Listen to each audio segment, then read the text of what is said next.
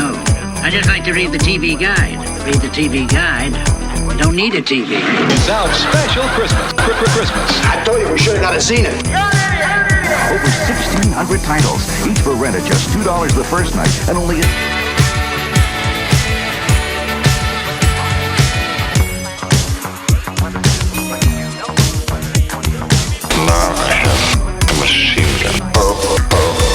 And for all these reasons, I've decided to scalp you and burn your village to the ground.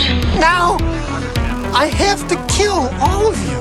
Welcome to the Frog Brothers podcast with your hosts, Justin and Alec. Merry Christmas, you filthy animal. And a Happy New Year. Hello, and welcome to episode 35 of the Frog Motherfucking Brothers podcast. God damn it. Welcome to the fucking jungle, baby. And we said the F-bomb immediately. Oh, strike. Oh, no. Yeah. Help. Police murder. Somebody tell YouTube. Wait till they get a load of me. Somebody get me the YouTube. Hey, Nick actually has a microphone today, so you can hear all the shitty mumbles in the fucking background now. So make sure you talk shit on Nick, make fun of Nick. I want the hashtag Nicholas to be fucking trending tomorrow. That's original. Are we starting over? Or? No. Do we need to start over? No. I thought you cussed the first 30 seconds. We did, but it's not like we're actually monetized yet, so it doesn't fucking matter. Yeah. Where it's like, it's right now... Now's the perfect time to be crass and crude. Later, you might. Yes, but that's fine. No one's going to go back and fucking worry about this episode and fucking... And even so... Yeah, they do. This is the 35th episode, so I don't imagine there's that many when we've said fuck within the first 30 seconds. And even if there is... Who cares? It's Gold fine. jacket, green jacket, who gives a shit? So, news this week. There's some fun shit, Star Wars shit. George Lucas still wants your money, motherfuckers, and so does Disney. So cough it up. You know that child that you guys are all fucking enamored with? You love him, you hate him, you're mad at him for eating eggs, trying to end a species that shouldn't continue on because it's fucking inbred? Yeah, that one? Yeah, well, they keep making toys of him. They got a couple announcements from Mando Monday. Mando Monday, welcome. Monday. The vintage collection, The Child, is $1,299. The Black Series Moff Gideon is only $1,999. A lot of this shit's already sold out if you go to HasbroPulse.com. It's a good thing I wasn't trying to get any. Yep. The one thing you might actually like would be the Black Series Mandalorian electronic helmet. That's available for $119.99. That's what I have to say about that. They got the retro IG-11 for $9.99. Some of these retro figures look like shit. It's like they want to be reaction figures, but they're just not. And you're like, okay. They're trying to match the feel of the original release of them, obviously. Not even the 90s ones, the original ones. Yeah, they're going back to the 77, but yeah. But yeah. I don't have I'm good. I just want to see all the roided out Hulkamania style versions from the Power of the Force series from the 90s. Yeah, like when they first started out and they were all roided out looking. Yeah. Oh! They look like wrestling action figures or something, like Luke. Yeah. I remember specifically like the Luke from New Hope looked just fucking shredded. It's ridiculous. That is correct. Hey, you can pre-order Star Wars The Black Series Jar Jar Binks figure for $29.99. And let me tell you, not sold out. Not surprised. Shocker. Big shocker there, kids. So, what do you got for us in the news, Alec, my balls? Well, local Family Video is closing down. Sadly. Yeah, I mean, it's sad, but also I see why they're closing down when you look at their selection in there. You really do. You're kind of like, whoa, this is like looking at the bottom tier of like random obscure shit from Netflix. or like other streaming services, like the random shit that looks like it's a random ripoff of something. Like you're like, these are all very vague titles and covers. I don't remember any of these. I've never heard of any of these. This is very bizarre. Then they had like one section. It was like a bunch of 70s, 80s, and 90s like comedies and like iconic movies, and that was the only place where I like really recognized a bunch of shit, you know. And it was like, this looks like a video store you'd come to, but also I haven't been to a video store in 20 years, so that's what I expect to see is those classics. And you saw some classics scattered throughout the store, but it was kind of just like... Yeah, see, I hadn't been into a family video in, I don't think maybe ever, or maybe the Olathe one once or twice. Never really rented from them just to check them out, but you want to know why they're dead? They failed to adapt to the fucking marketplace. They were selling CBD oil. What they should have been doing is selling weed, my buddy. And no, they don't even have, like, for a fucking movie store, their poster collection sucked. Like, they're selling, like, posters for the light boxes. Like, if you're a movie rental store in 2020, you need to have movie and pop culture shit for sale. How do you think fucking GameStop is still alive? If GameStop wasn't selling all the collectibles and toys they had, they'd have long been shut down. They should have sold consoles, too, and shit like that. DVD players, Blu-ray players, like have a basic selection of basic shit for people that need the standard stuff, right? But they'd had none of that in there. Like there wasn't even a spot for it, so it was just like, yeah, I see why you're closing. And they didn't these. take in like. It almost had a very local video store feel to it because a lot of the DVD covers and stuff were like printed out of a fucking computer printer, like random ass covers, and it was just like they had a disc of it, and then they had that printed out. I think that was because of the way they were trying to sell some of them as well, but yeah, who knows? That's true, but then the other thing they're missing out on, right, is most DVDs or Blu-rays that you're buying to rent are the triple pack. It's a Blu-ray, a DVD, and a digital copy. I was about to say the digital copy thing's missed out. They could have easily, if you're making money renting movies, you could easily sell those for $10 a pop, and still people would buy them because it's still cheaper than buying it new. Digitally. So sell the codes cheap. Do that. There's a lot of things that's just like, who's managing your business? No wonder you went from 500 stores to 250. You're not relevant in the marketplace. Well, they're next door to a Marco's, and they have like a window where you can order Marco's from the video store. And I think they've done that in multiple places, with maybe even not just Marco's. I'm not 100% sure, but I'm sure I've seen the picture of that one of those somewhere else too. And that's the one in Independence, Missouri that we were talking about. But we went over there, and we also... bought some shelving for my new place, video store shelving for the new podcast room we're going to do. So picked those up, and then when we went in there to pick them up today, they had a different lady was working, and she knew what the prices were, so she sold me one of the new release signs, which I posted to our Instagram in the stories section. But that's going to look pretty neat hanging up. Yeah, that'll be awesome.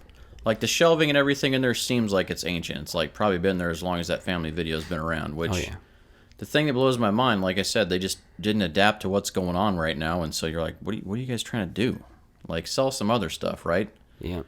I mean, there's only a certain amount of people that are still renting, right? You got to figure a certain amount of elderly people that don't want to do streaming or fuck with all that still, like, want to be able to put a disc in, because it probably took forever to get used to that. And that's not the clown on them, right? People just... don't like change, and if they're comfortable doing something, why the fuck would they do something different? Right, they're like, I'm going to be around for 20 more years, I don't need to adapt. Yeah, like, I don't need to go buy all these things again. Yeah, whatever. So I think that's a huge thing of what was keeping them around, but, okay, you still got to sell other stuff.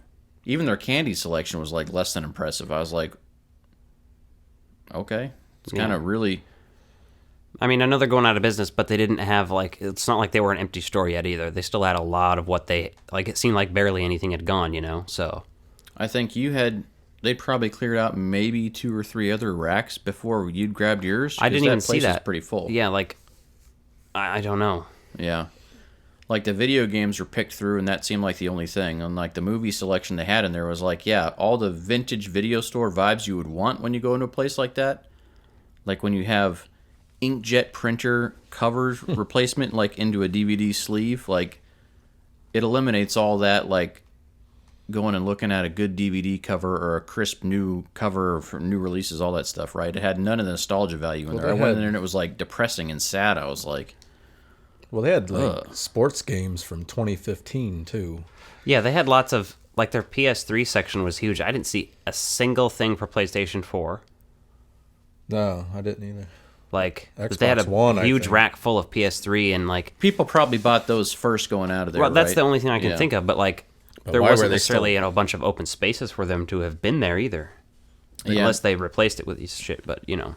But, I mean, you're looking at that, too, like GameFly is another place that's like, yeah, you can just rent your games, keep them as long as you want for one cost, but even with that, there's so much included with certain subscription services now that it's hard to have a rental in the place for the market, right? You can stream games too now.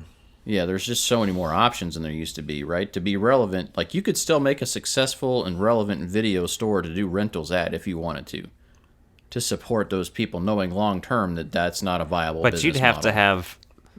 It can't You have to be a very interesting library to do that these days.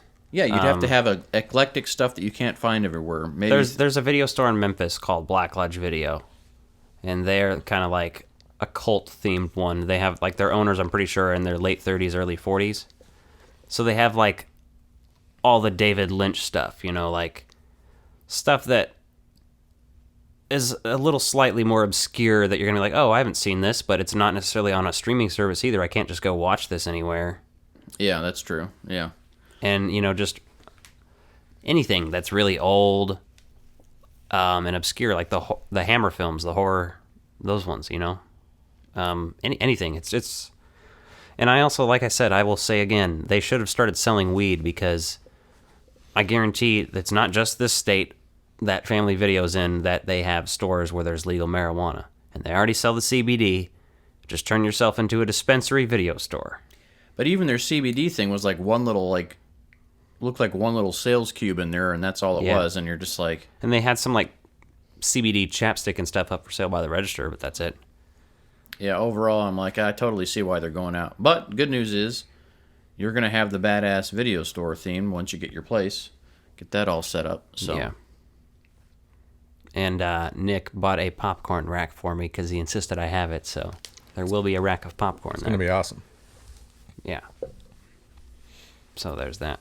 Mm-hmm. Yeah, then it'll be pretty slick. We'll do some more live streaming of videos and do actually video podcasts once we get that situation set up. Throw my Apple G3 computer there on the counter. You know, another thing Family Video could have done, right? If you're not going to carry modern video games and new games, go all fucking retro. Right? Well, that's the thing. You go into basically a store like Vintage Stock, and you just start selling and refurbishing consoles and games, old shit. Vintage games, VHS. Like, you want to be a video store? Be a vintage store and, like, have all that stuff, right? Go for those nostalgia things, and, like, you could actually be really successful if you wanted to do that. Now, would you need to be a big chain? Probably not. You're probably looking, you know, a few all over a larger metro area, right? Right. But still.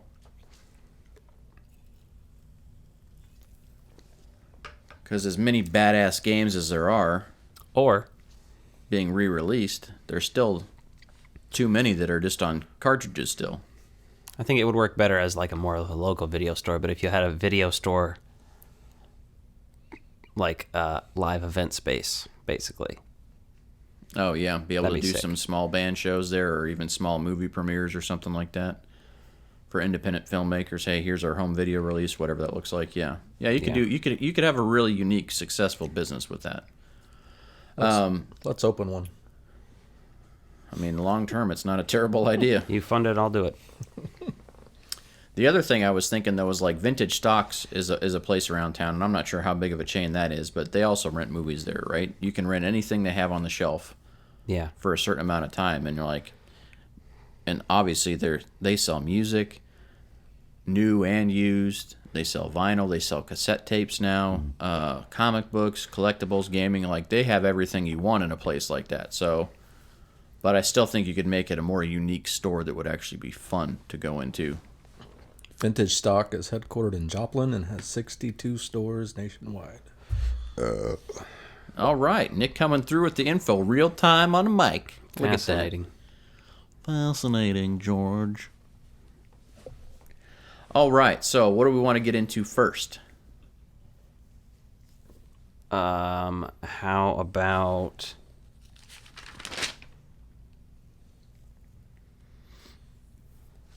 What do we have? What do you want to do first? Which movie you want to do first? Well, let's get the shit out of the way, and then we can get to the Shinola. That implies that we're covering something that's shit today, which I take hard offense to. Well, I mean, it is another man's garbage. Yeah. And I'm going to let you keep it. Even though I had to buy it digitally. Pauly Shore is a god. He is God. Accept him into your heart, and all will be well. I don't believe in any god, let alone Pauly Shore is a god. That's fucked up. He will strike down upon you. I'm waiting. I'm gonna call him. The shit I've Get on the survived phone. already proves that you can't just knock me dead when you want. Hey, buddy. Come kill my brother. Whatever, I'll have Annie Dick come over and catch you on the couch. I mean, you probably have to lure him over here with some meth or something. I'm sure I'll just tell him it's in your butt. He has no Jump problem with doing heroin, I don't know drugs what he's and doing. touching people's butts.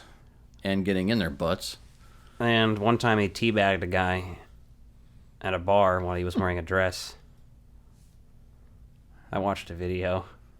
The internet's a fucked up place. You can see all sorts of weird shit. Andy Dick always is fucking weird. So, but Andy Dick's not in this feature. No, but I'm just saying, if you're trying to call Pauly Shore as God, I'm going to call an Andy Dick to come and take care of you. Andy Dick, you can't even get a hold of that guy. Who knows what crack den he's in right now? Doesn't matter. I'm sure there's a way to find him. Now, if you had said maybe like Joe Pesci, that's a godlike figure I could get behind and be like, I can secede to that. Joe Pesci would probably beat Pauly Shore's ass. But you didn't say Joe Pesci. You said Andy Dick. And, That's because he's the quality of person that's very similar to Pauly Shore. They're on the same wavelength. yeah, but Pauly Shore is so much classier than Andy Dick, too. Well, yeah, he doesn't have all these sexual abuse allegations going around the internet about him, so... No, and he's just kind of like a wild stoner hippie, like, freak out dude that people just got annoyed with, and they were like, all right, I've seen 5 movies, I'm done. So if you're wondering what the fuck we're talking about It's at this in point... the army now.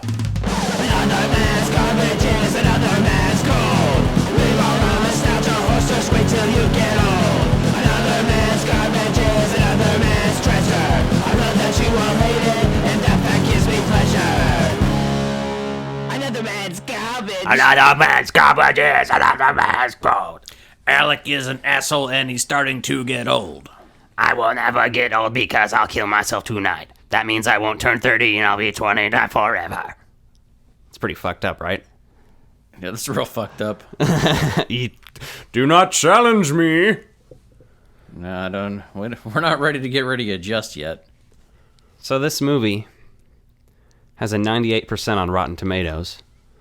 I wish. 98%. It has a 21% because, 79% of critics don't know what they're talking about.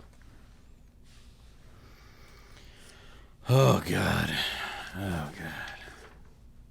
That's terrible. Son-in-Law. What year did this trash come out? 93. 1993.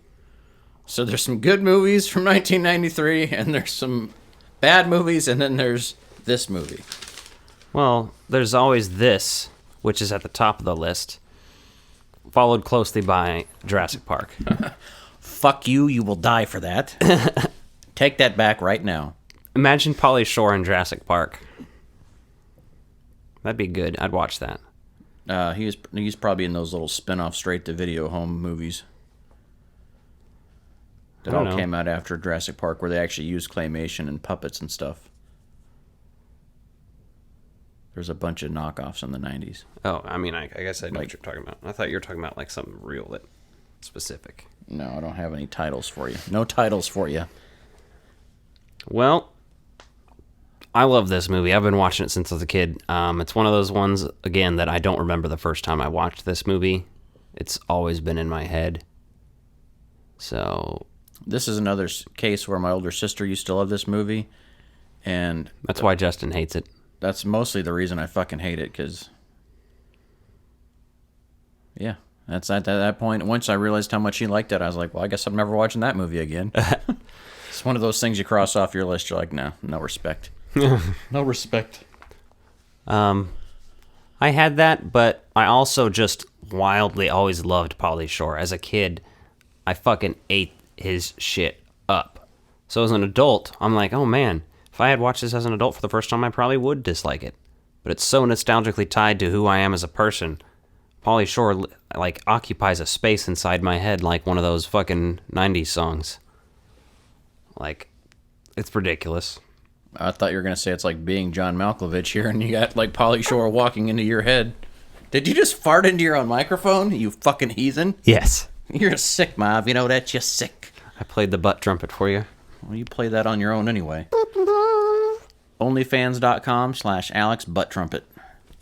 On sale for $9.99 a month. That's going to be the feature-length movie that comes out. Alec's Butt Trumpet. Nominated for 6 Oscars. An entire brass section played only by Alex Asshole. It sounds like a movie that would play... Oh, it literally reminds me of Idiocracy. Remember that? The man farting for an hour and a half was a movie. Yeah.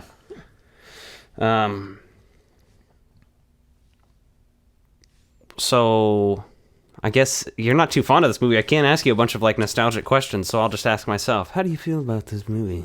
No, there's some funny moments, and I'm not going to lie. I've got a few notes here of things I enjoyed in this, but overall, I just, like... It's a fucking Pauly Shore movie.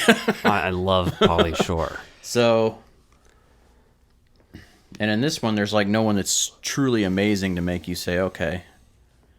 Like, to me, this feels more like a fucking hardcore Hollywood clowning of small-town America, which I get, right? Because there's a lot of backwoods people that are out there with their sling blades. Mm-hmm. Yeah, Patrick Reyna's in this. He's in, Sandlot. Yeah, he's actually the fucking funniest part of this movie. He fucking blows Pauly Shore out of the water. Are you just trying to piss me off? What is this? Oh, yeah. We're not having a discussion about that. Pauly Shore is a god on this podcast, and if you don't agree, this is our last episode. All right. Fucking good night. Goodbye. Folks. Fucking bullshit. Pauly Shore has been there for us since the start of this podcast. And I love him. Well. And he is definitely the funniest part of this movie. That's debatable. So it starts out, little high school graduation in the fucking sticks of the middle of nowhere. Did they even say what town they're in? If they do, I don't remember it, because I don't ever pay attention to that beginning part too much. They just say that they're going home, so... Anyway, so they start out high school graduation, getting ready to go off to college, that whole big old thing, right? You know, typical trope that sets you up like, we're going on to bigger things, better pastures. And immediately, Patrick Reyes' character, Zach, is fucking on point when they get to college. He's moving in, and he starts going through her roommate's underwear drawer already, and he pulls out some underwear. It's a red and black thong, and he says something fucking hilarious like, you'd be a lot sexier if you wore these or something, which is a real fucked up thing to say to your sister. But mind you, they are from a small town in the middle of nowhere, so your cousin wives and your sister are sisters. Yeah, later on he asked Pauly Shore, have you had your hands on my sisters when they're talking about tits? And he's like, dude, don't talk about your sister that way. What the fuck's wrong with you? Yeah, basically. And he also has the best shirt ever on. That says "Seduce me, please." That I want to get one of those. You could easily make one of those. That'd be an easy one. And then shortly after that, the roommate you find out is a lesbian, right? They're just trying to be controversial at the time. There it goes. If you're waiting for like G-Scoob, it's controversial. Like if you're waiting for me to have my voice crack, it's gonna happen. Whoa. Wait, Raggy, are you gonna be puberty this year? I'm hoping my balls drop soon. Again, it got cold out today. They went inside. And now they came back out to play. So we covered Red Dawn, last week or the week before? I don't even remember. But It had Lane Smith in it as the mayor, and he plays Rebecca's father in this movie. Yeah, and so speaking of father, right, so they see these girls making out, and Zach says, "Oh, Dad, do you have your camera handy?" When he sees the girls going at it. Yeah, it's hilarious. Yeah. And his dad ignores him like that's a normal thing to ask, and it was like, he'd have been like, shut your fucking mouth and be respectful. But no, his dad just kind of like slack-jawed and like all wide-eyed about it. Like them country folks usually do when them city folks drive up into town to get gasoline and go to the fueling stations. Basically. Pauly Shore is introduced shortly after this when he goes over to his room to find, the dad goes over to his room to find a screwdriver to pop her trunk. And finds out Pauly Shore is named Crawl, and he's hanging from the fucking ceiling, and he is the resident advisor. Her father quickly is freaked out because of Pauly Shore's weaselness and leaves and is like, what the fuck? We're getting the fuck out of here. I'm done. We're done. I'm leaving. So then the family leaves, and eventually Pauly Shore comes in there and he's like all filming her and shit, and he's like, you have got charisma, and he's all like fucking hitting on bitches and shit and filming them while he's walking around in like a robe and underwear and shit. And it's just fucking weird and hilarious. And then he pops her trunk, which he makes a joke later to her dad about, because he doesn't realize that it's him until he says that. Yeah, and she doesn't realize he's pulled out a Leatherman. He comes in there with a Leatherman. He doesn't even know what it's called. He's like, your dad said you needed help with your trunk. I don't know what impression that was. I sounded like someone completely else. Just a fucking idiot, which is Pauly Shore. Alec's getting fucking angered over here. Your words do not harm me, for Pauly is with me. He's been inside you. When he comes on the podcast, I'm just calling him by myself. I'm not even going to tell you. And then I'm going to be like, look, I recorded this interview with Pauly Shore. It's probably for the best. Probably. So Flea's ugly fucking asshole face appears in this movie as the tattoo artist on the beach. He goes there. They go in there they're just fucking dicking around one day during like a sort of end of the montage scene where she gets her hair dyed and all this shit. And Pauly Shore has some of the funny, weird dialogue that sticks in my head is when he's saying like, she tells Flea, I want something feminine, and he's standing right next to me, and he points to Pauly Shore. And then Pauly Shore's like, what is with this guy? You don't want to get a tattoo? Look at him, the ink's all soaked into his head. He's a freak. What are you freak? And Flea just like looks at her, and he's like, he's got a point. And then, I don't know, she gets a butterfly tattoo. That's that whole scene. But that's one of the weirder cameos in this movie. You just randomly see fucking Flea pop up. But I think it's because Pauly Shore has MTV connections, so it's kind of like one of those things, youth culture. Yeah, and Flea was in all kinds of shit anyway, just usually doing bit roles, so. And you also have Brendan Fraser doing sort of a reprisal of his role from Encino Man. Now that's a Pauly Shore movie I can get behind.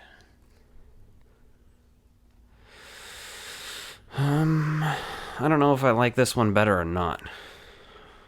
I'd have to rank the Pauly Shore movies in my head. It'd be hard to do.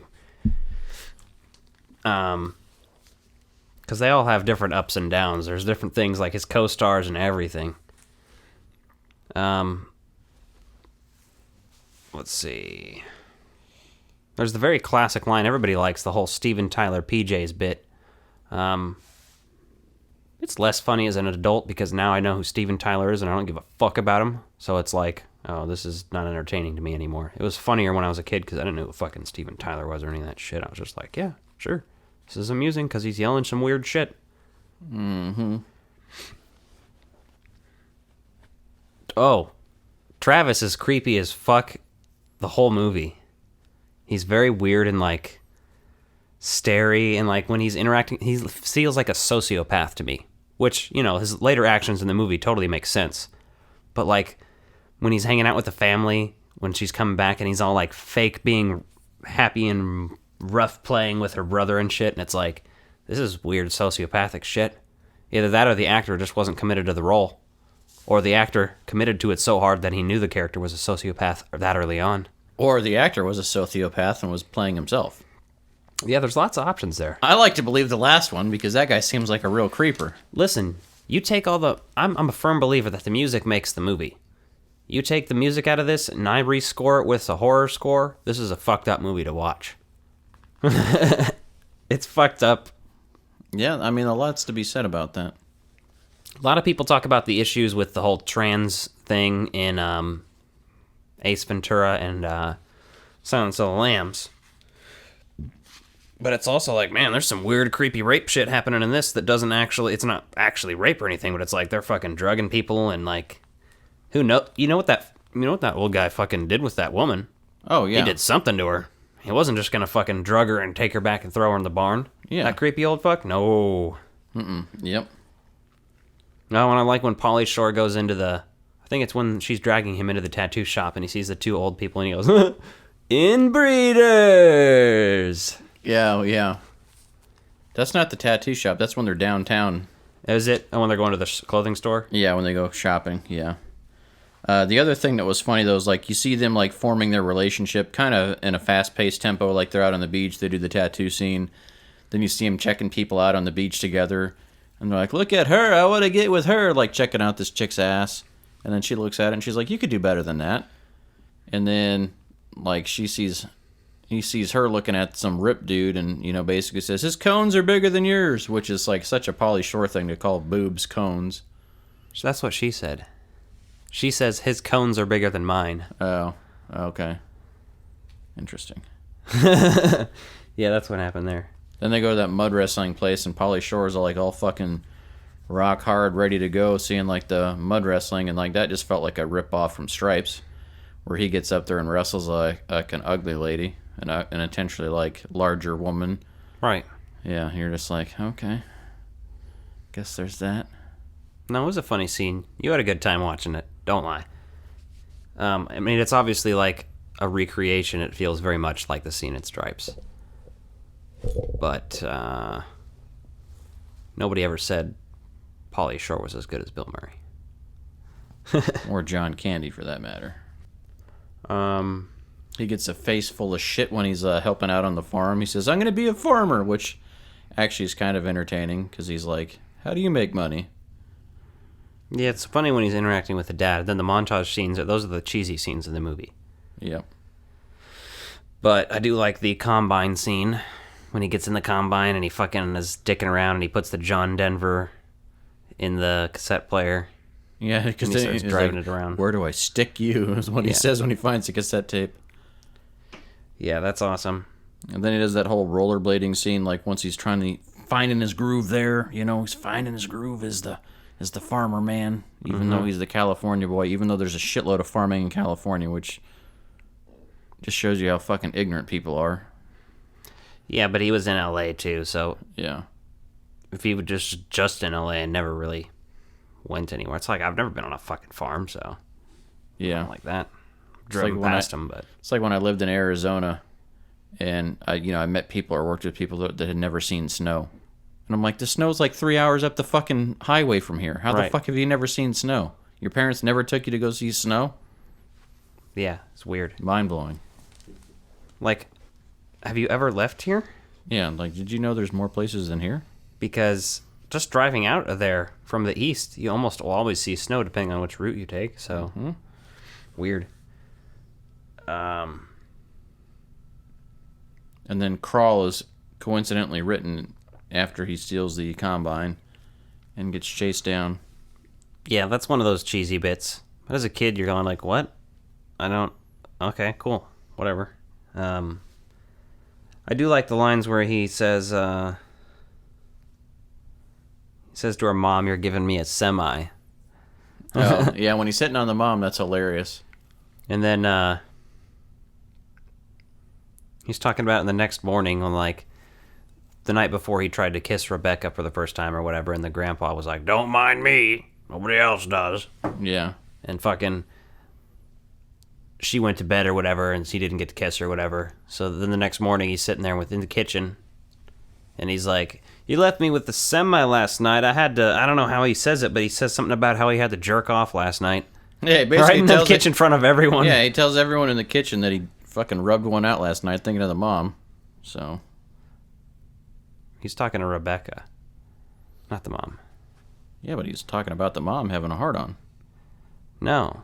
Oh, this is the... Oh, yeah. This is the morning after. Sorry. I just start talking about moms and jerking off, and I automatically look at Nick and just see he's over there. Start thinking of Bryce Dallas Howard. No, I've discovered something.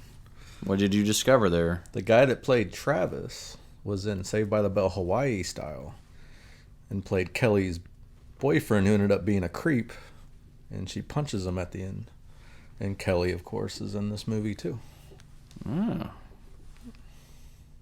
Interesting. Or is it? Also playing her creepy temporary boyfriend. Which is funny because, like, they showed this whole scene where, you know, basically Travis is basically banging Tiffany Amber Thiessen's character and, like, cheating on her, yet he's trying to propose to the other chick, and you're like, dude, what an asshole. Yeah, it's interesting. Then he goes and basically he's trying to win Rebecca back, Travis is, so he goes and along with their fucking Theo, the ranch hand or whatever you want to fucking call him, I don't know. They make it look like Crawl and her fucked in the barn last night by drugging them and taking them out there and laying them out there. And then they're called out on it the next morning after the breakup and shit. And it's like, watching it these days, it's like, man, this is pretty fucked up. This is wild and weird.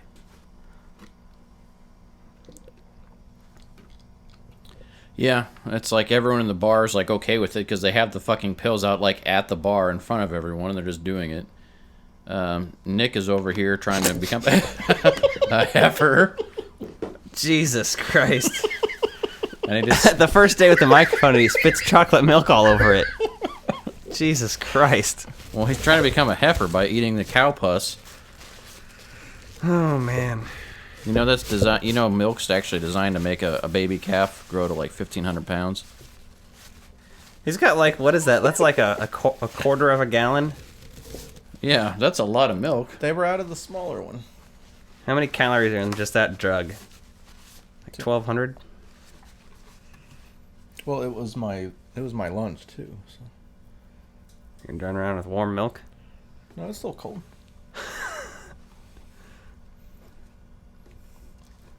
Okay. It's pretty cold out. Only people that are plant-based will appreciate the heifer joke I made about you, but that's fine. True. I can't do a good heifer impression from Rocko's Modern Life. Right? Oh, yeah. So that's pretty much Son-in-Law. I really like this movie. Like I said, it's definitely flawed. But there's very few movies that aren't. So you just have to live with the flaws, appreciate the flaws. It's a good thing I have a pop filter there, and if you hear any funny sounds, it's because Nick's still wiping up the milk that's everywhere. Yeah, there's literally all over the floor. Me? Yeah. That's you. That must be what your mom feels like. The floor, because yeah, we do just rub it in, stomp on it afterwards. Grab her by the legs, put her on like a boot. Jesus Christ. You're sick. Yeah, but it's funny. To me. I mean, well, some people find it funny. Others might find it hilarious. We now return to the real Ghostbusters. Diane, 11:30 a.m., February 24th. Entering the town of Twin Peaks. Pretty good. Bill Murray's the funniest man on the planet. Episode by episode. hey Willie, show me your Willie. I bet it's not as hairy as mine.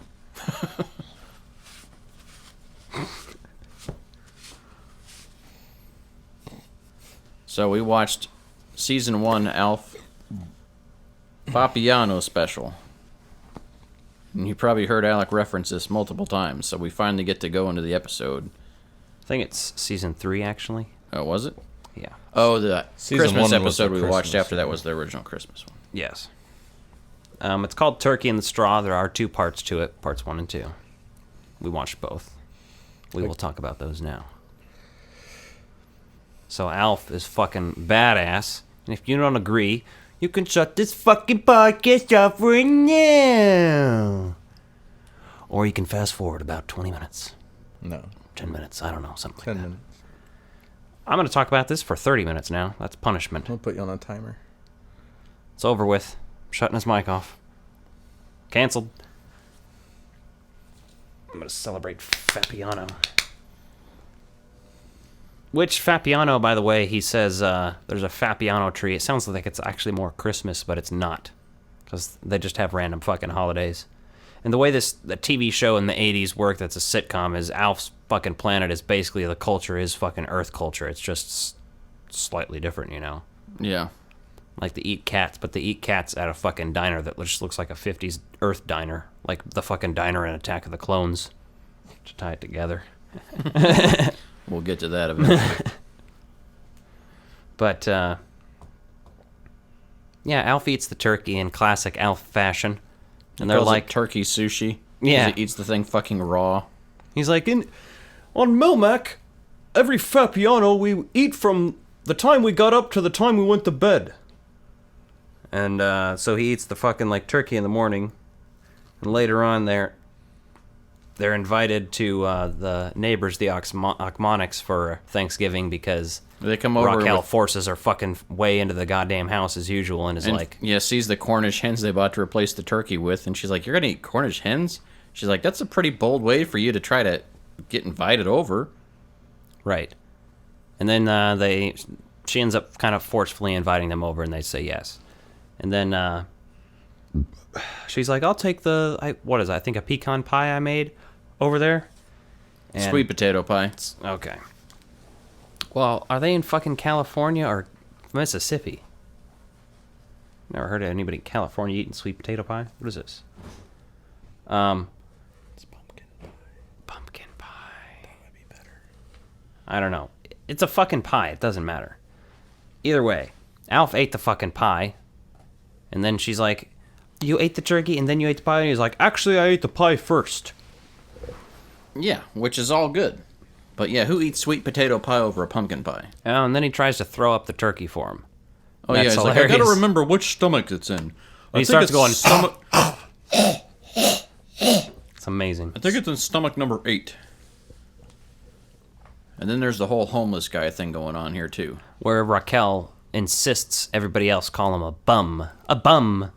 And Kate keeps calling him a homeless person. She's like, "A bum, Kate. He's a bum." Yeah. And you're like, all right, cool. You fucking hate people. I get it. God damn, lady. This is Thanksgiving, you fucking lunatic. You fucking ironic asshole. Pretty much. So Alf gave him half the sweet potato pie you find out later on in some of Willie's clothes, including a blue or a turquoise sweater that Willie did not actually like. He would have returned had it not been monogrammed, which is amazing. Because you're like, yeah.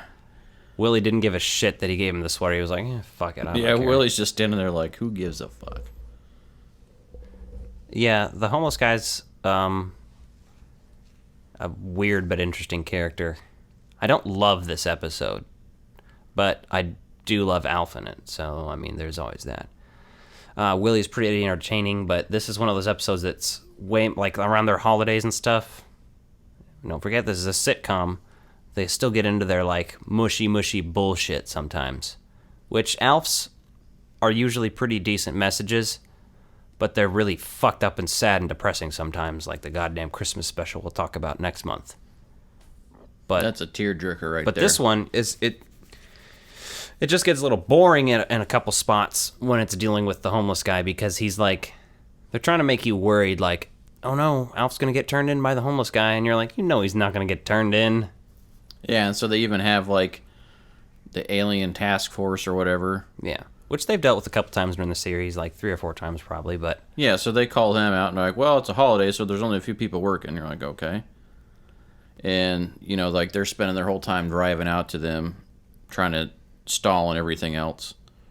And his comedy doesn't work. His last bit when he's sitting around talking to Alf, getting to know Alf, is the most interesting part about his character. When he's saying, yeah, I quit the military because I didn't believe in war, basically. Yeah.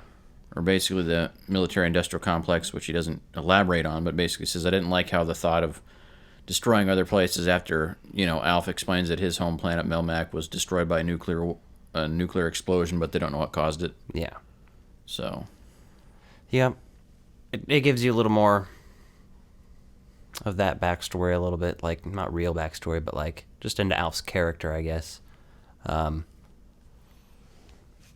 it's, it's a typical Thanksgiving episode. There's a lot of the family eating at the Acamonics when it's not showing Alf.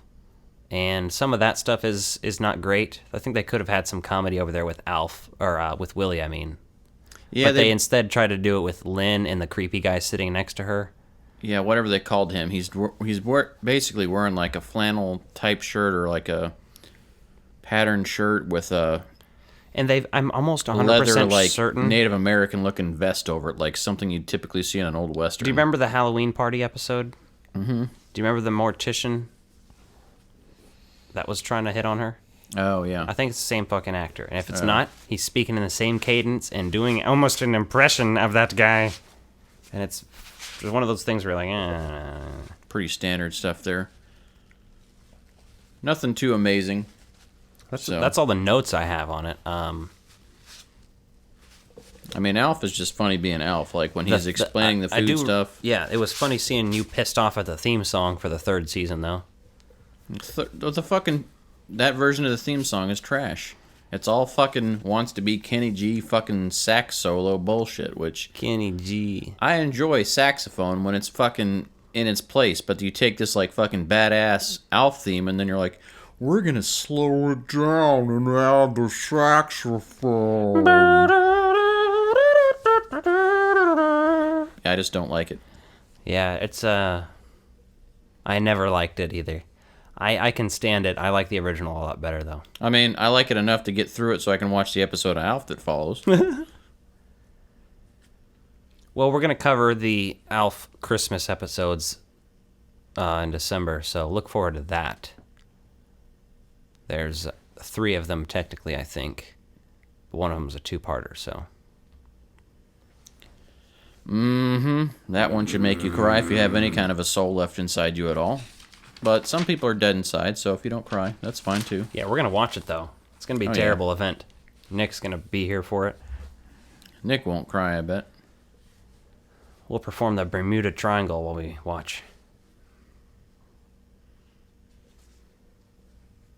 So, funny story, before we cut over to that. I had a grown man call me today and tell me he shit his pants. At work. Alec was in the room when that happened, which is amazing. I did not believe what I was hearing. I thought I was like, haha, yeah, sure. Coworker? Yeah. Yep. Does he watch, listen to? No. Okay. Just not too many people in life can say that they've had a grown man, their age or older possibly, call you up and tell you that they weren't able to get it to the bathroom. And I get it, right? The diarrhea? Uh-huh. Well, what else? You think he took a solid shit in his pants for fun? That'd be sick funnier. Bastard. That'd be funnier. The only time I ever... looks like it's a tail. Listen. Curls up in there. That's gross. Don't you remember the time sick. I told my shit my pants story when I was a kid, when I was playing GoldenEye with Mom? Yeah. Yes, that story. That was a solid turd. What's funny about it is, I literally... It was like... These days, thinking back on it, it's like getting an instant erection out your ass. Like, in terms of the pants. Because the pants fold out, and it looks like there's a boner coming out your ass for a second until the poop either falls down or breaks in half and falls down. Oh my God. You get 2 pieces falling down. I was wearing, like, smaller, tighter underwear at the time, so nothing fell down my pant legs. But I do remember going into our closet, like, immediately... Actually, you know what? I was probably, like, young enough that I probably just played with shit in my pants and didn't tell her until she left. Or she smelled it and she's like, Alec! No, I don't think that happened. I think she left and then I was like, all right, cool, I'm going to change my pants now. Nobody knows I shit myself. Now everybody knows. Or she left because you smelled like you shit yourself and she didn't want to help change you. Cool. Whatever works, man. You never know. We'd have to ask her sometime. That's a good question. Top 5.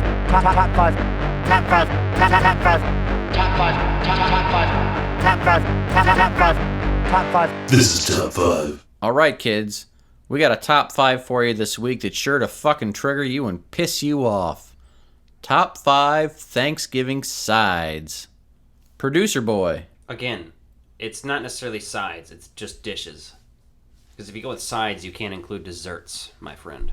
Ah, good. Not necessarily saying I included any desserts, but it is an option. I got dessert for you right here. Fry man. Eat my ass.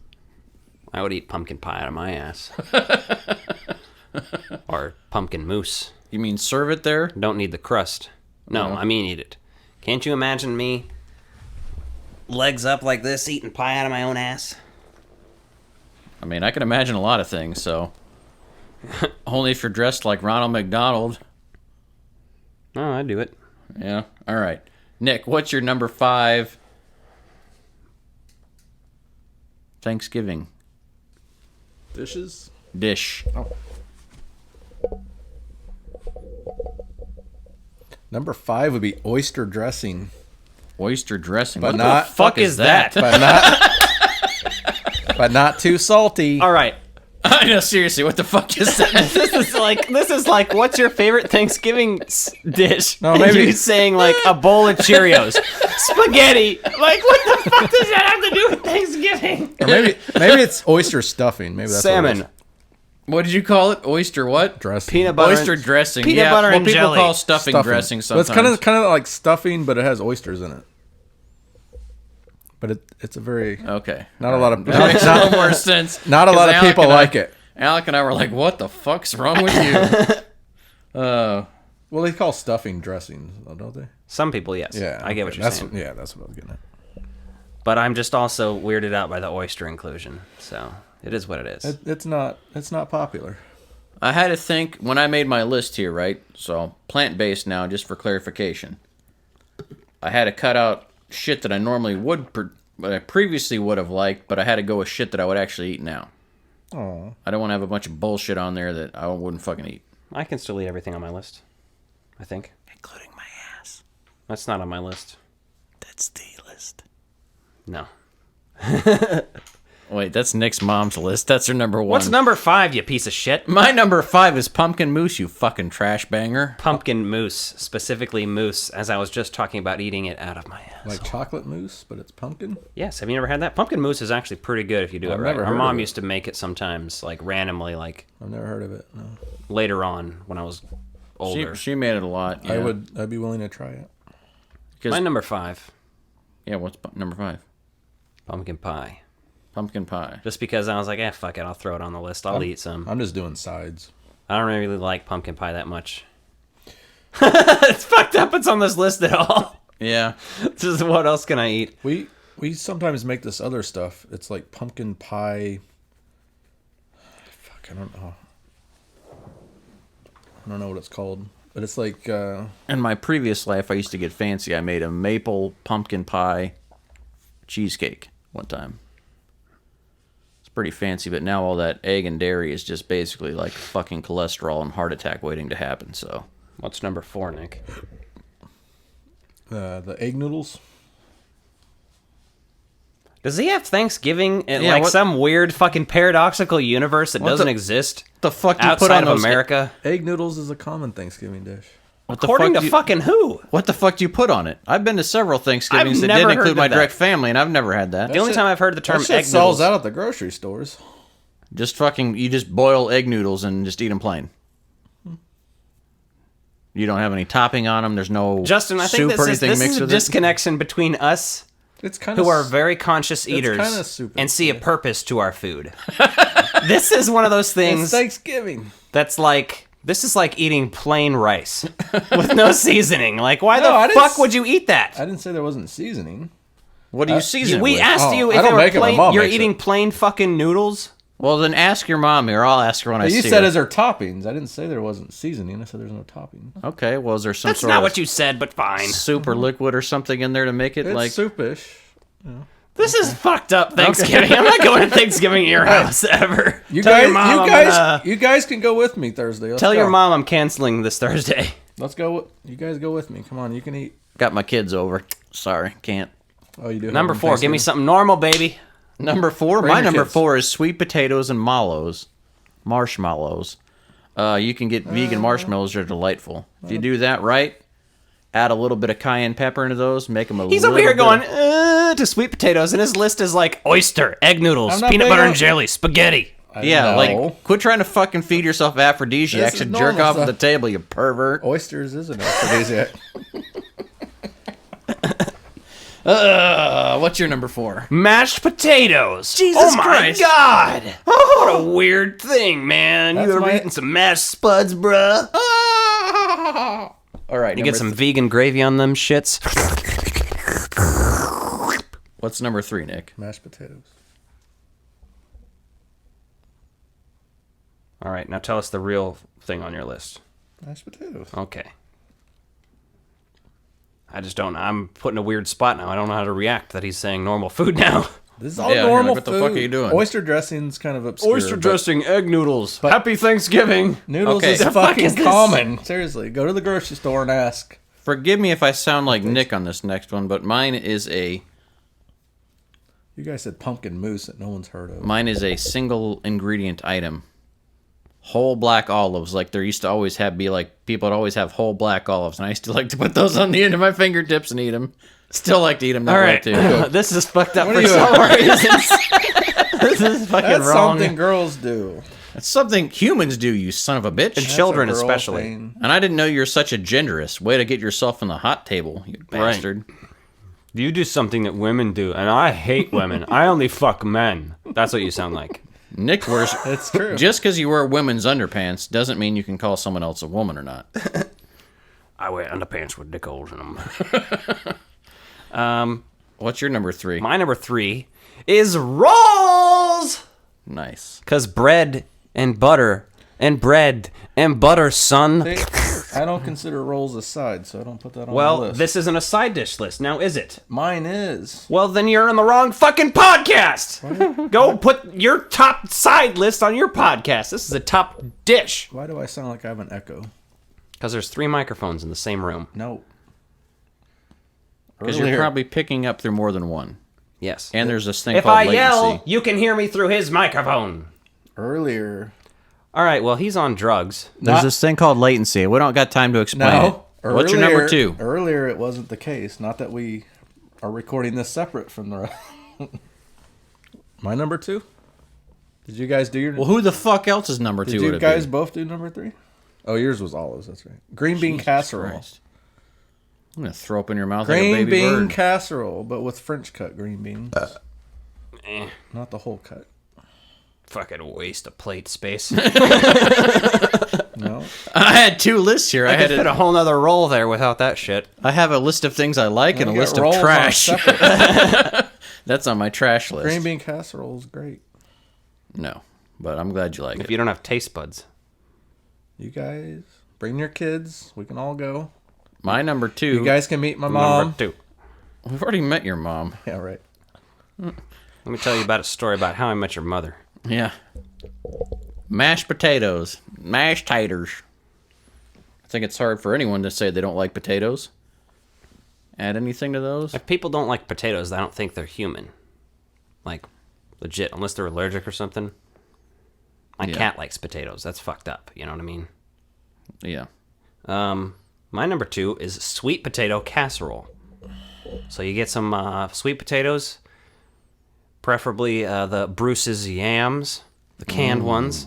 You fucking empty them shits into a fucking glass casserole dish. Exactly. Yeah. And then you get the juice that comes with it. You get a little bit of that on there still, not all of it. Then you add some brown sugar. He's sprinkling it on there. You can't see that, but you can hear A little bit of sprinkling of brown sugar, just a tiny bit. A little bit of cinnamon, and some of that vegan Jiffy marshmallow paste. And then you just stick your dick right in and you, you have a good time with that sweet potato A casserole. warm, hot case of burned genitals. Yeah. And pie. Casserole. I think we're going to have the same number 1. My number 1's going to piss people off. Mine They're gonna too. be fucking angry. What's your number 1, Nick? Cornbread casserole. Cornbread casserole. That's on my trash list, too. It's got a little bit of jalapeno. Nick doesn't in it, like too. turkey, for all of those listening. No, this is sides only on mine. We don't have that on this podcast. That's not the top live. I don't know what list you're participating Mine in. is sides only. That's wrong.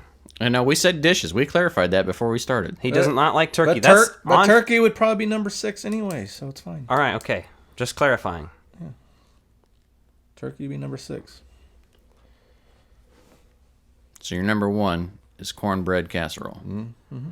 With creamed corn and cornbread mix. There's some cream corn in there, and we make it with jalapenos. Well, I'm just going to for a little spice. guess here that mine and Justin's number one is... Let's say it. 3, 2, 1... Jellied cranberry sauce. Yes, the jellied cranberry sauce. Canned cranberry sauce, Yes. baby. Oh, you get that right? Open that sweet out of that can. You slap it right on there into a plate. God damn, that is so good. My I list love sounds it. weird to you guys because your lists are fucking I got weird. fucking 3 cans of that in my so pantry. good. Oh, we're going to eat all of it. Comment in the on Thanksgiving. I'm gonna comments stick my whose dick in list is weirder. Yeah, the guy with oysters and noodles for Thanksgiving. Oysters is a little obscure. And this is the guy but that the rest eats of meat. my list isn't. With no turkey, but oyster and noodles Yeah, no are on turkey there. on there, no ham. I eat meat, but it's like pizza. My favorite toppings on a pizza is vegetables. I'm not this. I'm an omnivore, not a carnivore. Okay, just checking. You didn't have ham on there. You didn't have turkey, so We don't usually do ham on Thanksgiving. That's Christmas and Easter. lots of people alternate. So We alternate on Christmas. On Sometimes Easter, it's I like to have directly the sweet blood of Jesus. Yeah, we drink a lot of wine. here's a question just to ponder. I don't really give a fuck what your answer is, but I'm just throwing it out there because I asked these guys. Why the fuck do we eat chicken eggs, but you don't eat turkey eggs? Why the fuck aren't deviled turkey eggs a thing for you maybe chicken omnivores on Thanksgiving? Maybe chicken eggs taste better. People do eat duck eggs. Yeah. I mean, not a lot of people. Not a lot of people eat fucking duck, though. So Maybe it's just easier with chickens because they're smaller and you can farm them better.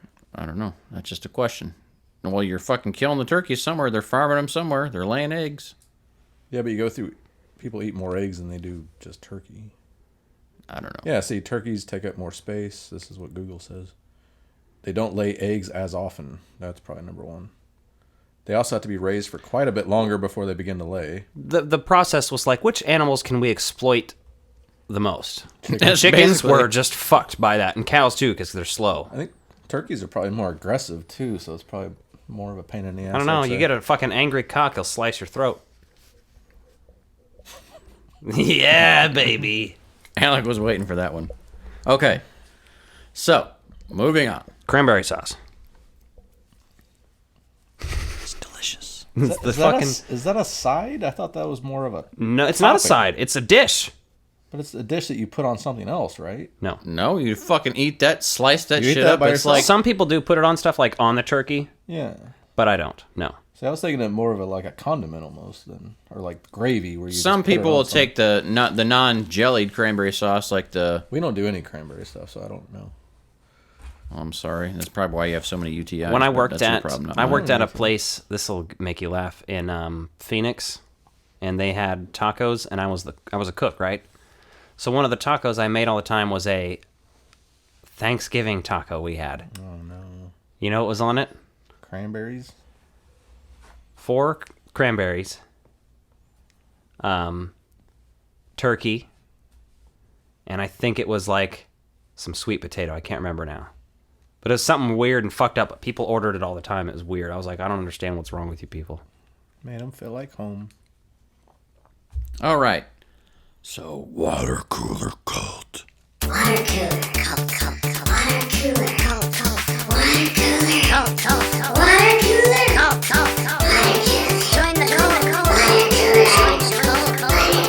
Drink it up. Join the cult. Well, we got through another episode of the Mandalorians. See here, okay? Chapter 12, The Siege, okay? Mm-hmm. It was all right episode. Carl Weathers directed. I'll have to get another watch to really be able to talk in depth on it, but give our first impressions here and whatnot. Because it's like, I usually get really high before I watch The Mandalorian, and it's a lot better that way. That's your secret, Anything Cap. is You're better always than- high. It is. So they start off kind of picking up where you left off at the last episode. Mando's flying through space with this fucking fucked up ship falling a fucking part, right? And got that thing was not space worthy. Thing is MacGyvered like a motherfucker in there. MacGyver would be proud of that spaceship. And goes to get some help, makes some money. So he goes to see Cara Dune, his old flame. Not really, they didn't do anything that we know of. And then Carl Weathers. That's his old flame. Yeah. They used Goddamn alligator jumped up and bit my hand Goddamn off. Mandalorian jumped up and bit my dick off. I keep waiting for it. I keep waiting to see a fucking eyeball in a glass jar somewhere around Carl Weathers in this fucking series. And if they don't do it, I'm going to be disappointed. I think you're more likely to see a wooden hand. The Severed eyeball hand. would be perfect in space. I'm not saying it wouldn't be better. I'm just saying I think that's more likely to be seen. That's true. So this episode, they decided to go find some Imperial base on this planet they conveniently hadn't heard of until now. And you find out it's basically a... Isn't that how Star Wars goes? Pretty much, yeah. Series of convenience. Like, for as fucking bad as these people aim, are they sure fucking great at engineering hidden bases. So, they go to the other side of this planet, outside of the safe zone, where they've set up schools, and the child is conveniently dropped off to be educated. And the child's actually pretty fucking funny in this episode. I was about to say, this episode, the child steals the show from me, because most of what I remember is him being an asshole and laughing at it. Yeah, the child's sitting there, like, giving this kid puppy eyes, and, like, this kid won't share his blue macaroons. And, well, what do you think the little shit does? He force steals the macaroons. What else would you use the force for? Well, I was going to say to choke the little shit for not sharing, but that's beside the point. It's kinky.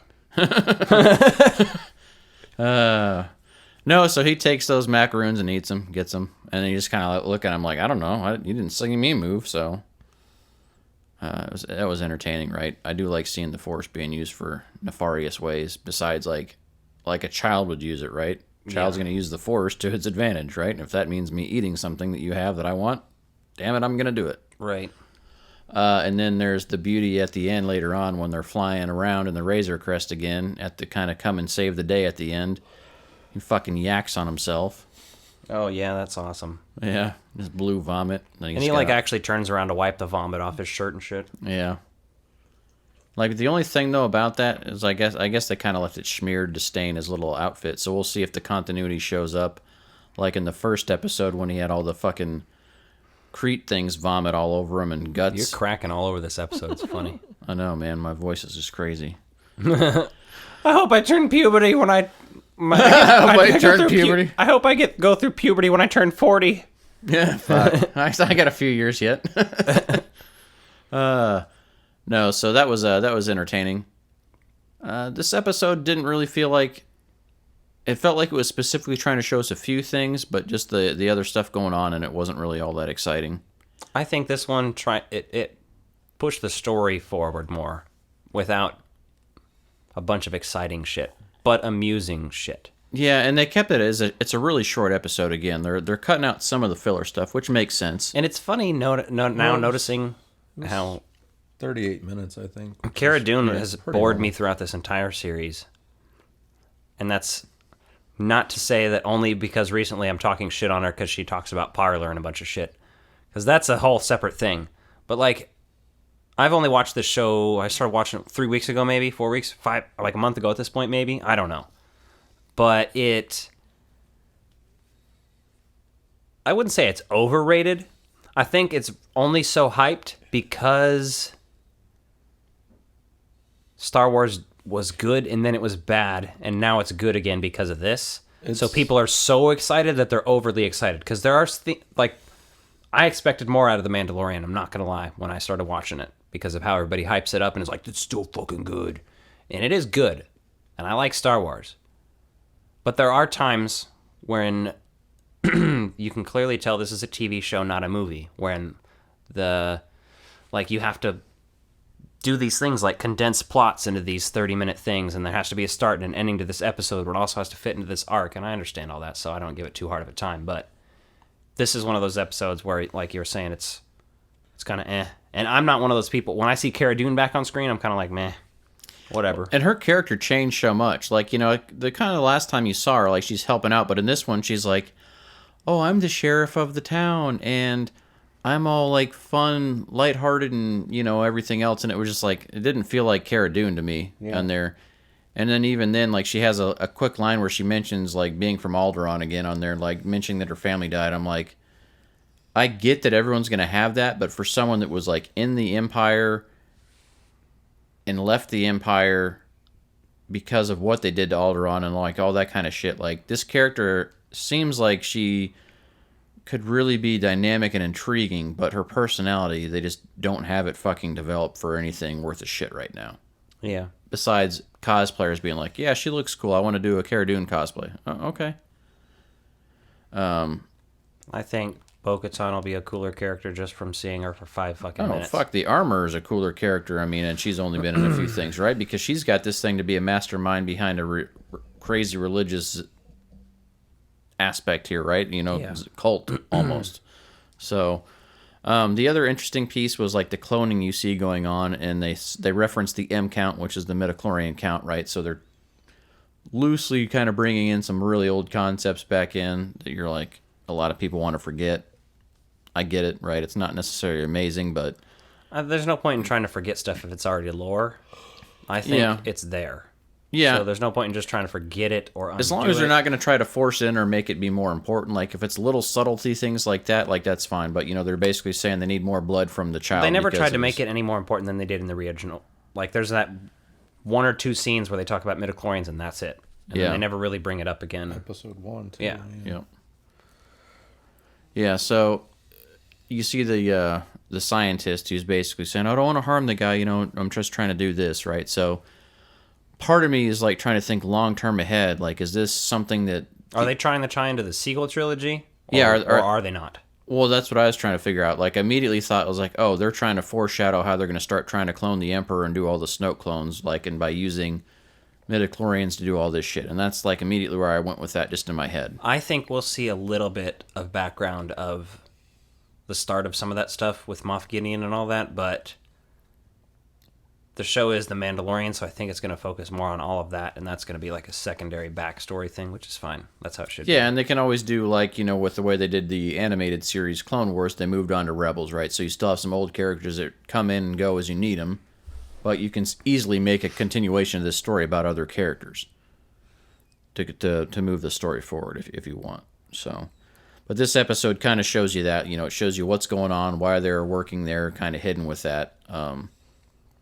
And then kind of ends with Mando getting his ship repaired, calling it even, and then bouncing. So it doesn't really show you where they're going next. So hopefully it'll be something interesting. But the guy that fixed the ship put a tracker on it for the... Yeah, that was Moff Gideon, yeah. So yeah, that is the big piece there at the end there, yeah, when you see they get on planet, right, and you see, okay, the Razor Crest lands, and, like, the one guy that's going to repair him for Carl Weathers, I forget. What's his character name? Carl Weathers? Yeah, I always forget it. Carl Weathers. That should just been his character name. And they did throw a little bit of fun in there, like when they're racing that transport and they go down and just, like, drive down the hill. Like, they kind of throw some fun moments in there. Oh, Grief Karga, that's right, yeah. Yeah, so Grief, you know, has these people that are going to repair the Razor Crest, goes through that whole bit, and then, like, they kind of pause, and, like, you see one of the guys look funny at the Mando and the child. Looks evilly. Yeah, and kind of gives you a dirty look. You're like, oh, okay. And then, you know, that's kind of come to find out that he was the spy that tips off them for Moff Gideon later on.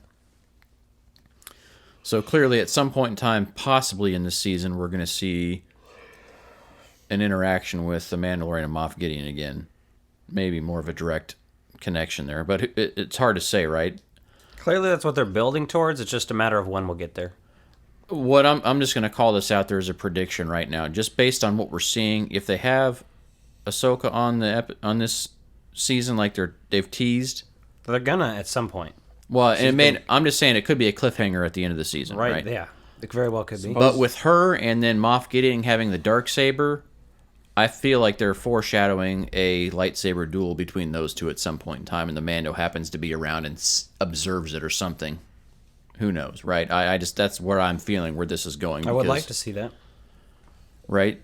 Because if you're going to bring in a Jedi like that, right? Because that's kind of what you're missing at this point in time in the stuff, right? You know, to what we know, Luke is really the only active Jedi. But I also don't want them to get too soaked into the Jedi stuff.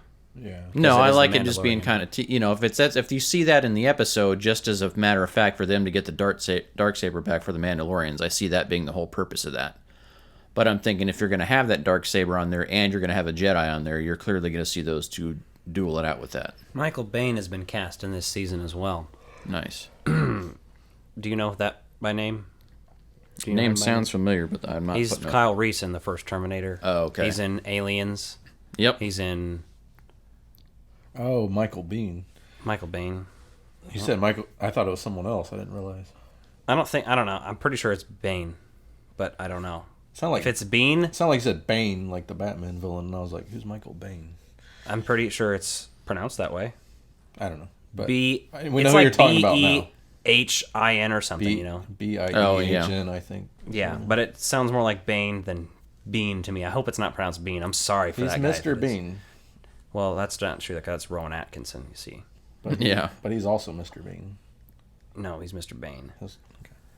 Okay. But so, some people think he's going to play Dash Rendar, which is just wishful hoping. He's a little old for it, but I would still take it. Yeah. Because I love him. He's fucking awesome. So. In the new canon, he can be older, I guess. Really? Yeah, fuck it. I don't care. Well, that's the thing. I just want that character. And Alec and I were talking about that because we're going to go way deep into Shadows of the Empire in January.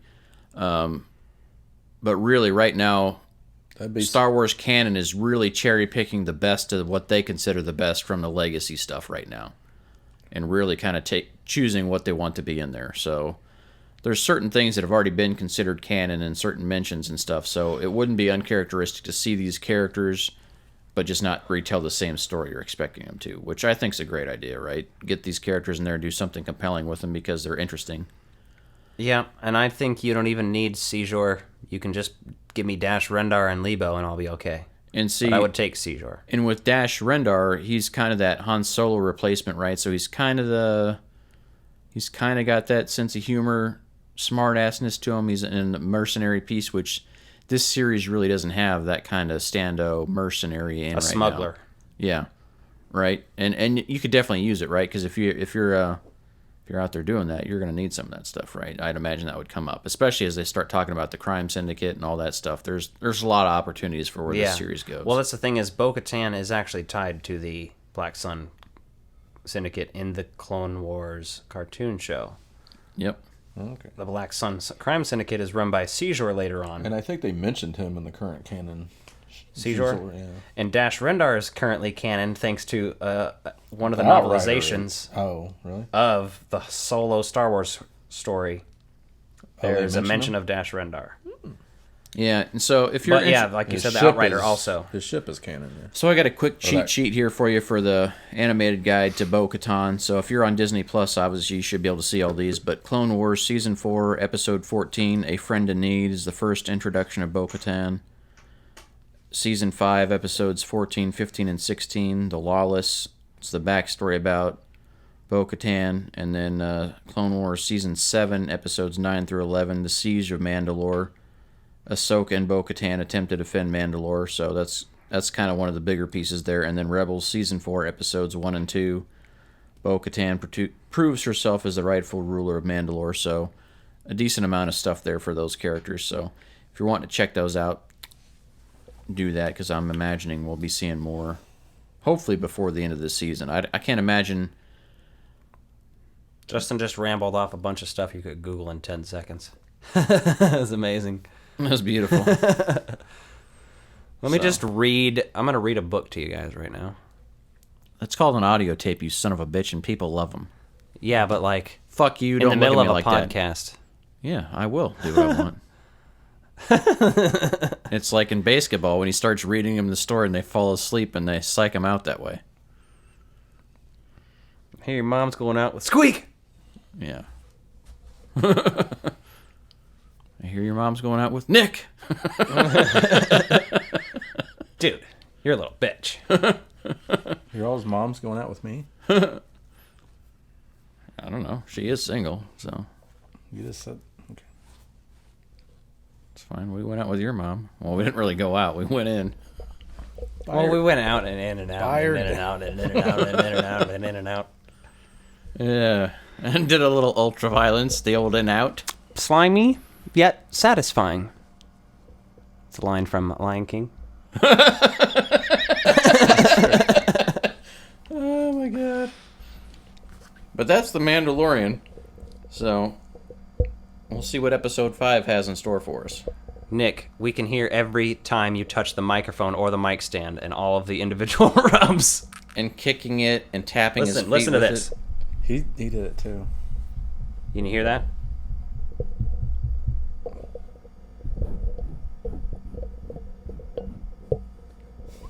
And he just keeps going. It sounds He's like doing it. I was doing it to fuck with you trying to because I make knew a certain- where I can make this edit now. I'm going to have to edit all this out because I had decided to Why? be like, what are you doing? Why do we need to edit it out? Because it's annoying. It's not entertaining. No. So no top 5 this week because... We need like a fucking hanging room announcer mic for this asshole so we can take it away when we don't want him to have it. and smack him in the fucking face with it too. Drop it down really hard. Looney Tunes style. Just need a hook right there. So and if you another got hook, and I'll run the. You hit it earlier with your hand. Well, an accident's one thing. I'm just saying, don't sit. I was just telling you to be nice. But I haven't to be hit conscious. it on accident. No, you were sitting there going like this. You were like. Let me get in there. I thought I could make a certain sound with it. Oh my god. In case you're wondering, Alec was just licking all over the gravity shock mount on his microphone. Oh yeah, the gravity shock mount.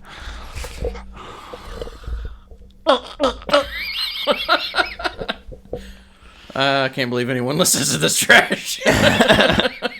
Oh yeah. Shut this off. Shut these all off. We need that. We need somebody to come in and shut this down. You know what I just watched? Me pulling a can off some moron's fist? Return of the Jedi. Did you see Alien? When that creature was in that guy's stomach? Oh my god! You ever seen that really old movie? Empire Strikes Back? Jesus, Tony. Welcome to Retro Release Reviews. Anyway, I'm just gonna say it. This is the greatest fucking Thanksgiving ever made, ever will be made, never be topped. Are we talking about son-in-law again? Dutch. Fuck you both. Planes, trains, and automobiles. If you don't agree with me, the door's right over there. Yes. The 1994 flick directed by Ron Howard, Planes, Trains, and Automobiles. Was that true?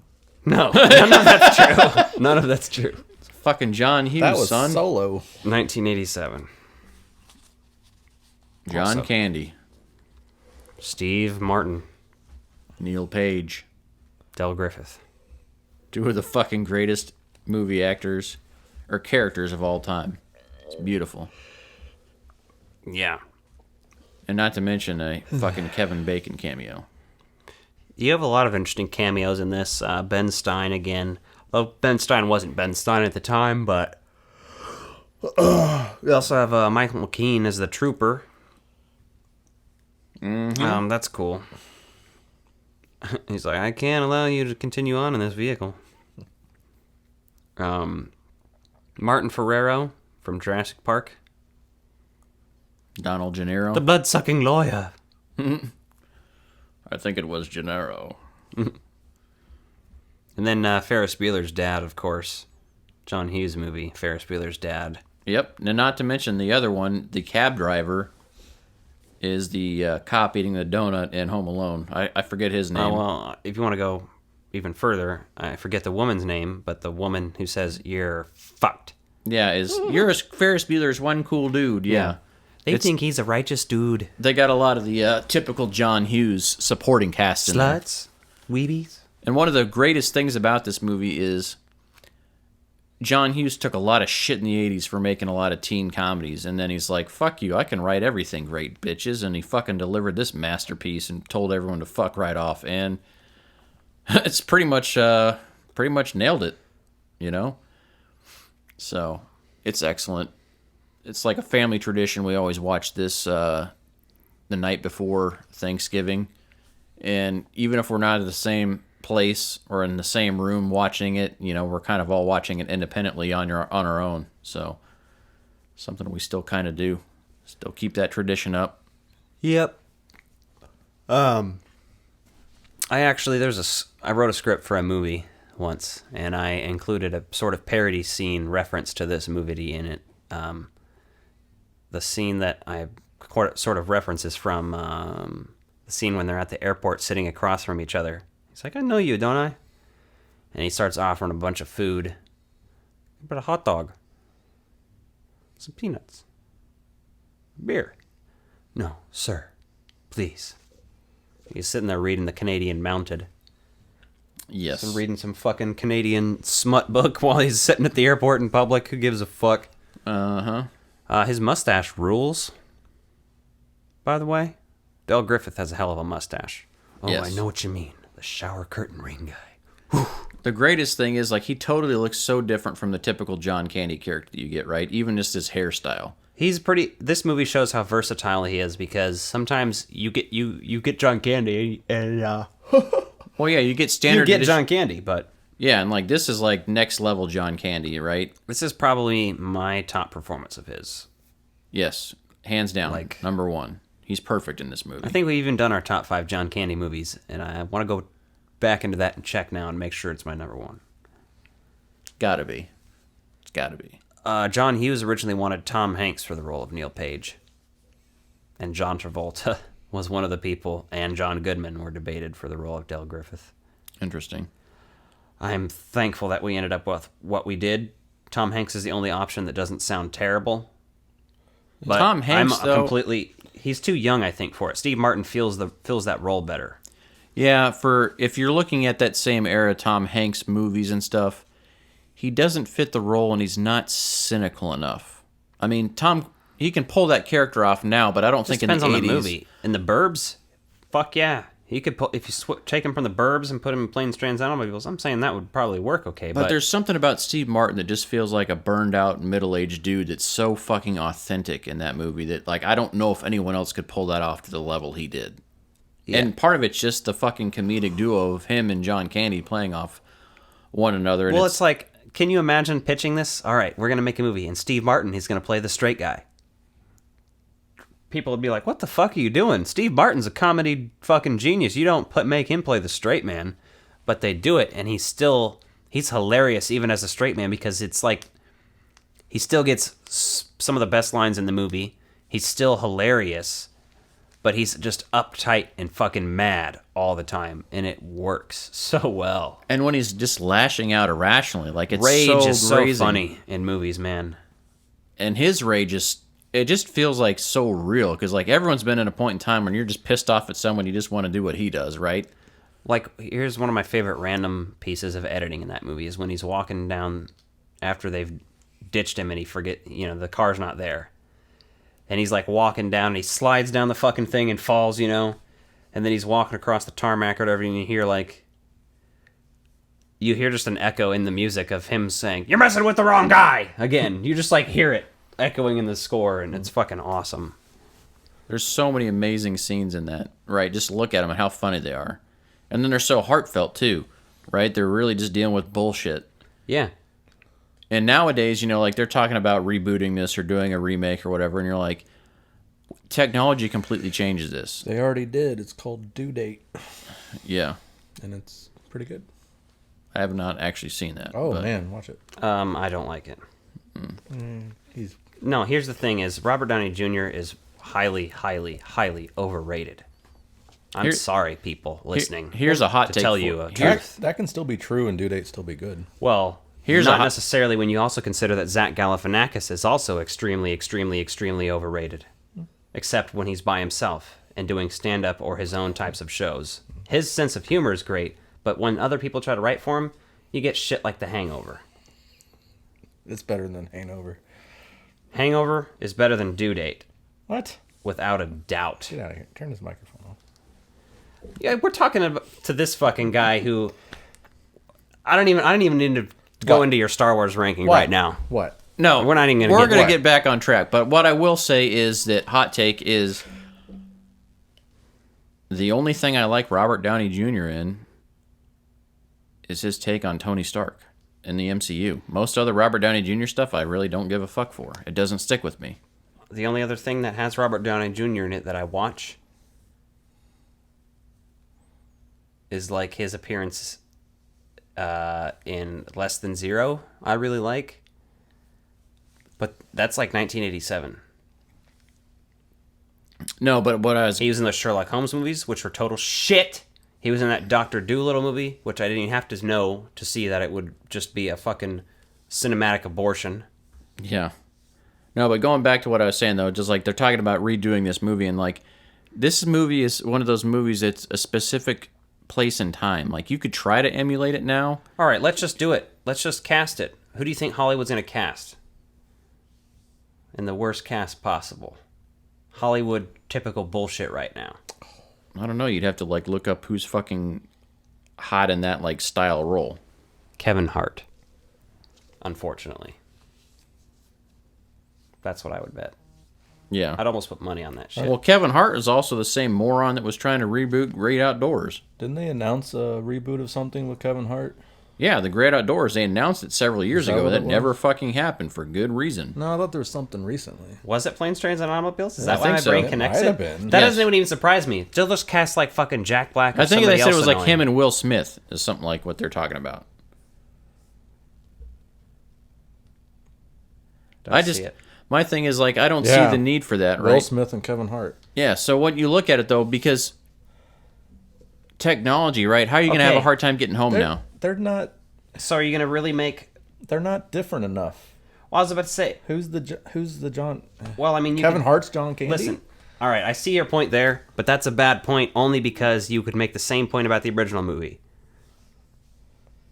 What had Steve Martin done before Planes, Trains, and Automobiles? No, I'm not saying that. All crazy, weird shenanigan shit. So there's no way the studio would have been okay with him being the straight man. Clearly, Will Smith is going to be the straight man. Kevin Hart's going to be Del Griffith. No, I get that, but that's who you want to be. I'm not saying that's who I wanted. I'm saying that shouldn't happen. Not you, but Kevin Hart's John Candy's successor here. I never said. I think it's the worst awful idea on the fucking planet, man. No, I'm just saying that's their reasoning for sure. The whole reason we got on this topic, I was just trying to say that with technology, if they'd done this 10 years ago, sharing, 10 years ago it would have been plausible. But now with video, FaceTiming and shit, you wouldn't have missed the school play. Your wife would have FaceTimed you had you not been there, but you also would have fucking waited because the airport would have been fucking cleared in 5 fucking hours. It wouldn't have been overnight. I don't know why we shutdown. have to keep explaining to Hollywood that you don't remake good movies. Yeah. You remake movies that were badly executed or movies that have source material that you could remake the source material and not the movie. They're still making a profit, I guess. And that's Or the thing that I like to say is steal the idea, use a different fucking title. Well, they are making Dune, so they are doing that sometimes. I know. I'm okay with them remaking Dune because there is source material, and there's also a lot of Dune books they can draw from. Although, I will say the Dune trailer, almost all that shit I recognize from the original Dune movie, too. So that is like the shit that people complain about the original Dune movie, they're probably going to be complaining about this movie, too. But it's just like Planes, Trains, and Automobiles is just one of those things that doesn't need to be remade because it's a beloved movie. You just need to remake some badly made 80s movies. They recently did Valley Girl. They remade Valley Girl. And then it never even, I think it only was released online and shit. And if you've never seen that, it's Nicolas Cage in the early 80s, and he's like a punk rocker that falls in love with like a preppy Valley Girl in California. Yeah, again, rewrite whatever you want, just give it a different title. Branding only goes so far. Branding works for Star Wars, for the MCU, but Planes, Trains, and Automobiles, like I don't see, they're going to do another Planes, Trains, and Automobiles, and I'm just like, no. That's the problem. Go ask some people if they want Planes, Trains, and Automobiles starring Kevin Hart and Will Smith. The average person might say yes, and that's unfortunate. The average person might say, what's Planes, Trains, and Automobiles? Exactly. They might say, ooh, Kevin Hart, Will Smith, I'll see it. Yeah. Yeah, so they don't need To be fair, they don't need I the really title. like Will Smith. No. But he's done some shit. Kevin Hart, I just hate. And I don't know what it is. He's off-putting to me. I find him unfunny. He's just Kevin and Hart boring in as the movie fuck. Too. He's just himself. Well, I mean, you can make that That's argument true of about a some lot of people. people. Yes, but, I know. But still, Kevin Hart just doesn't do it for me. There's other people that could make a compelling movie with a similar storyline, but just, like I said, you don't need that title. All right, you want to put 2 comedians in there? Why don't you do something like I could literally cast it for you, give you the same vibe of like, okay, they're not white guys now, they're black guys. Chris Rock instead of Will Smith as the straight man character. Maybe 15 years ago. No, he's probably fucking Will Smith's age. They're probably the same fucking age right now. No, but Will Smith is still somewhat relevant to people. Chris Rock is making the new Saw movie. He's starring in it. He's relevant. Plus, fuck off. Your opinion's wrong. I'm not saying anything negative about Chris Rock. I love Chris Rock. I'm just saying I don't think he's the type of person that they. Will Smith is not relevant. Name the last good movie he was in that people liked. Not. He's more relevant than Chris Rock, I'd say, but he's not. Will Smith. But I'm not talking about relevancy. Yeah. I'm talking about a good movie here. No, but I'm not talking about that. I'm talking about who I would put in it. Okay. Because what else they would. I'm not. Yeah, they've already made their pick, and it sucks dick. If you put Chris Rock in there, and then Tracy Morgan, I would watch the fuck out of that. Tracy Morgan being Del Griffith. I can get behind. Sorry. You fund it, they'll make it. So here's my hot take on that, right? If you're going to do that, Dave Chappelle's got to be one of those characters. You could do Dave Chappelle instead of Chris Rock, but I'd say Tracy Morgan's like, he's a pretty good John Candy fill-in, I think. That guy's fucking hilarious, and he can be hilarious on the spot. Yes. But you need somebody like that with Dave Chappelle in it. Dave Chappelle now could easily be the more straight guy, but rage-induced. Yes. God damn it! And he can act it that way, and he can swear like that. Like, that would be a compelling... Hollywood, hire us instead of whoever you have over there, you fucking idiots. Well, the problem is, though, like, I see that headline, and I see that smells like Kevin Hart all over it, right? Like, Kevin Hart's trying to be relevant too hard. Like, the same thing with The Great Outdoors. Like, aside from a few people, a lot of people fucking pan that movie, don't know what that movie is, don't like that movie. I fucking love that movie, just because I love all that old stuff, But Great Outdoors would be a better movie to remake because of that. Yes, it's less by known. definition. Yes, it's less known. It's way less well received.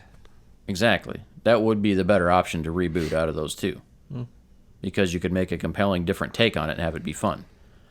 But I think, like, to me, when you say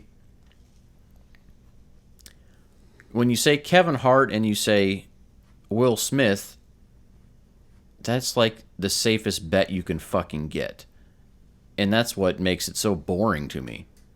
It's not that, like, anything else. It's like, yeah, the reboot thing sucks, but it feels like it would be in the same vein as the movies which I find a little bit cringy, like the new Jumanji movies, the new... Go ahead with your point. I forgot my point. Well, yeah, no, I'm just saying, like, so you're going with safe bets, which makes it boring, right? If you look at John Candy and Steve Martin in the 80s, right, they're both riding pretty high when that movie came out, right?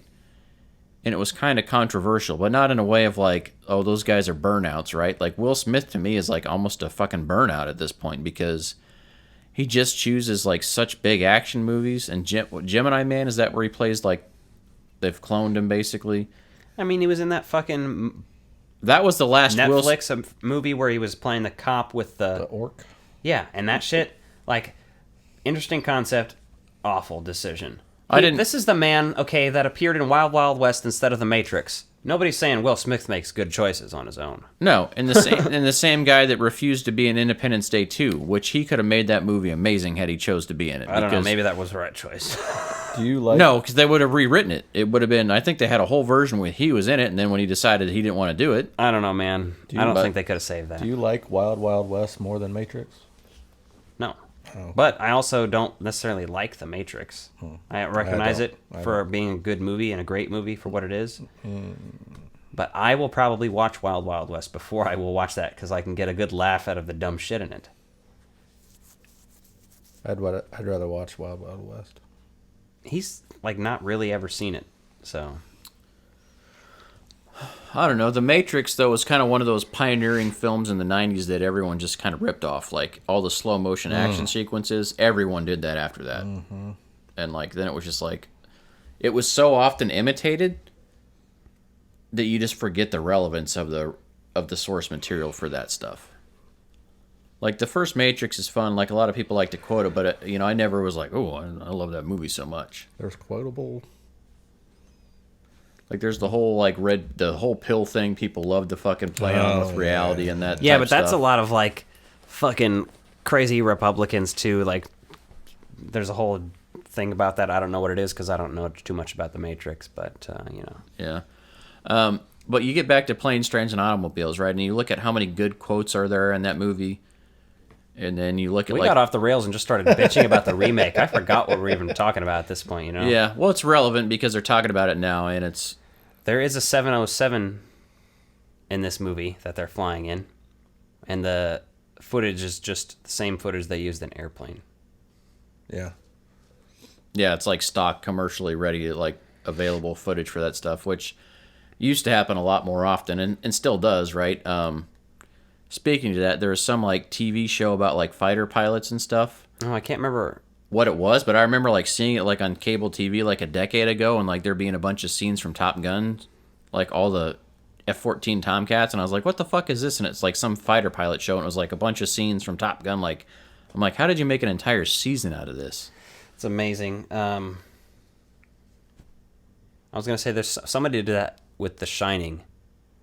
Somebody took some of the unused shots of the opening of The Shining when it's driving through the hills, and it's showing the winding roads and the mountains. Yeah. Somebody reused that somewhere. I can't remember where, but I was listening to a commentary and he was like, yeah, these are right from The Shining. We didn't actually film these. Yeah. And it used to happen a lot more often now, but with technology and everything else, it's